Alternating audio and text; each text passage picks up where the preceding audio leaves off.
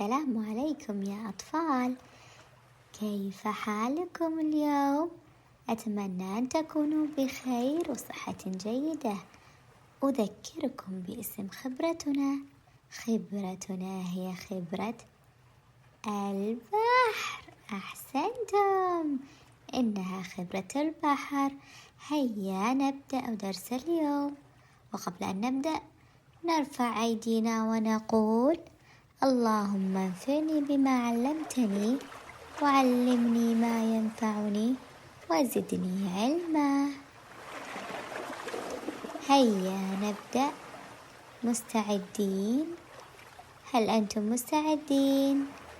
أحسنتم، هيا نبدأ. لا لا لا لا لا لا لا لا لا لا أهلا لا لا لا لا لا لا لا لا لا. أهلا أهلا يا أطفال، أهلا أهلا كيف الحال؟ أهلا أهلا يا أطفال، أهلا أهلا كيف الحال؟ نحن بخير نحن بخير. من أنتم يا أطفال؟ هيا للساحة هيا هيا يا أطفال، هيا كي نمرح هيا كي نمرح في الحال. لا لا لا لا لا لا لا لا لا لا أهلا لا لا لا لا لا لا لا لا لا. أهلا أهلا لقد أحضرت لكم اليوم يا أطفال صندوق التركيبات. ماذا يوجد في الداخل؟ لا أعلم. هيا معا نشاهد ماذا يمكن أن يكون. هيا معا، بسم الله نبدأ. هيا نشاهد ما هي التركيبة التي توجد في الداخل. نشاهد يا أطفال ما هذا الشيء، ماذا يشبه؟ أنا أشاهد مروحة. ما هو الشيء الذي يحتوي على مروحة؟ ما هذا؟ إنه يشبه السيارة، وهذه رافعة. ماذا تتوقعون يا أطفال يكون هذا الشكل؟ أنا أشاهد سلم. يا إلهي، إنه شيء صعب، لا أعرف من يساعدني. هل عرفتم ماذا يمكن أن يكون؟ نشاهد هذه خزانات.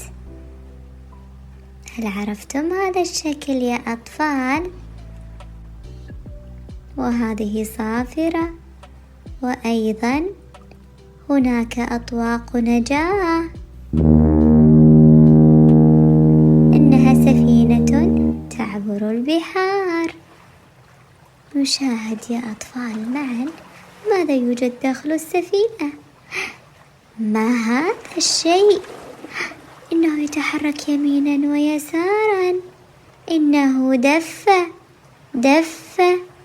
دفة السفينة، هي من تحرك السفينة لليمين واليسار.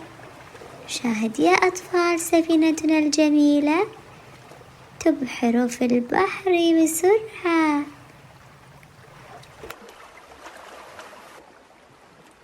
هذه صورة دفة، وهذه كلمة دفة. هيا نقرأها ببطء. دفة. أحسنتم. هيا نكرر معي يا أطفال بصوت عالي. هذه كلمة دفة. هذه كلمة دفة. من يساعدني يا أطفال بتوصيل الكلمة بالصورة المناسبة؟ كلمة دفة، أين الصورة؟ أحسنتم، هذه صورة دفة. ممتازين. والآن من يساعد القبطان في توصيل السفينة للكلمة المطلوبة؟ هيا يتحرك ونحرك الدفة لإيصال السفينة لكلمة دفة. أحسنتم. والآن من يوصل لي كلمة دفة بالكلمة المشابهة لها؟ أحسنتم، عمل رائع. أحسنتم. نشاهد يا أطفال، من الشخص الذي يقوم بتحريك الدفة؟ من يجاوبني؟ أحسنتم، القبطان هو الذي يقوم بتحريك دفة السفينة لتتحرك يمينا ويسارا.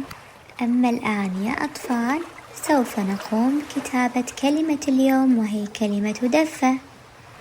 جهزوا أقلامكم واستعدوا، نكتب من اليمين إلى اليسار. هيا معا. د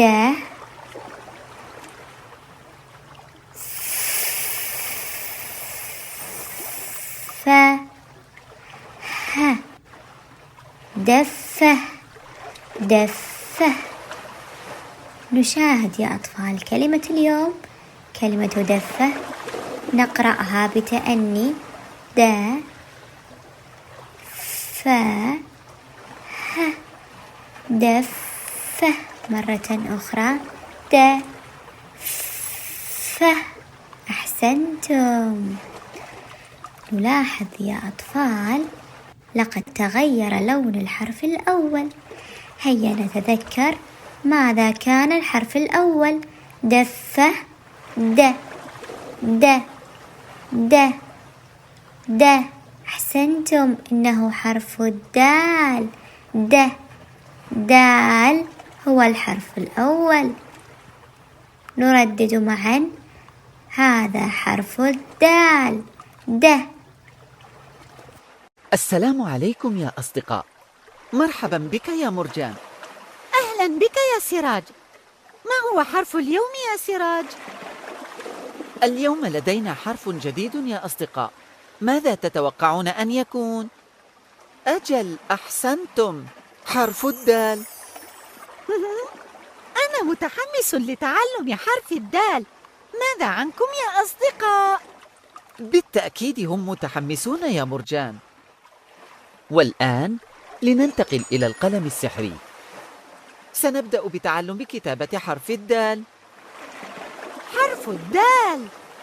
انتبهوا يا أصدقاء، وأنت يا مرجان، نضع القلم فوق السطر بهذا المقدار فقط، ثم نرسم خطا مائلا حتى نصل إلى السطر، ونتجه مع السطر هكذا، ونختم حرف الدال. إنه سهل. ماذا عنكم يا أصدقاء؟ حسناً، هل تعرف كلمة تبدأ بحرف الدال؟ أنا بحاجة للمساعدة يا أصدقاء. دجاجة. أنت رائع. انظر من هو قادم يا مرجان. أهلا بسحابة الحروف. هل أنت جاهز للإمساك بحرف الدال؟ أنا جاهز.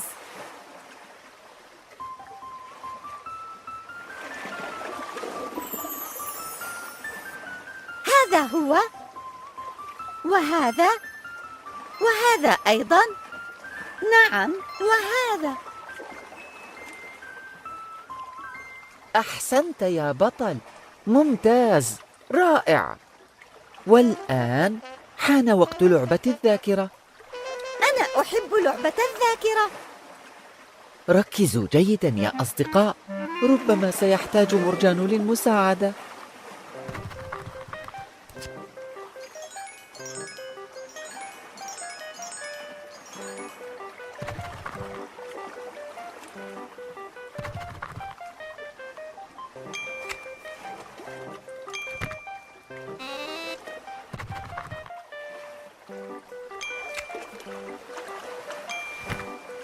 ديك ديك.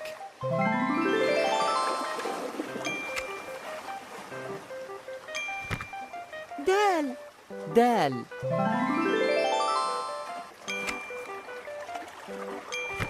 دب دب.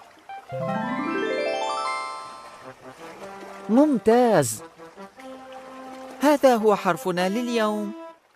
وفي النهاية يا أطفال، أريد أن أذكركم بتطبيق الكراس، أن تقوموا بحل التطبيق، وهو تلوين الحرف والكلمة، وشكرا لحسن الاستماع والمتابعة، حتى نلقاكم في درس جديد.